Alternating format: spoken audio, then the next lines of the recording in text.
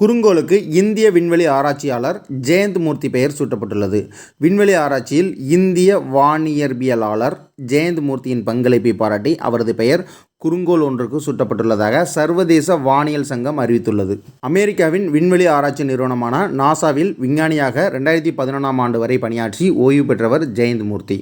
இவரது ஆராய்ச்சிகள் புளூட்டோ உள்ளிட்ட குறுங்கோள்களை மையப்படுத்தியதாக இருந்தது. பிரபஞ்ச புற ஊதா கதிர்களின் பின்னணியை அளவிடுவதில் கவனம் செலுத்தினார். சூரிய குடும்பத்தின் வெளிப்புறத்தில் நிகழக்கூடிய வானியற்பியல் மாற்றங்களை உற்று நோக்குவதாக இவரது ஆய்வுகள் அமைந்தது. விண்வெளியில் செவ்வாய்க்கோளுக்கும் வியாழன் கோளுக்கும் இடையில் உள்ள சுற்றுவட்ட பாதையில் சுழன்று கொண்டிருக்கும் குறுங்கோள் 2005 EX-296. இந்த 2005 EX-296 பெயரை தான் ஜெயந்த் மூர்த்தி அப்படின்னு மாற்றிருக்காங்க.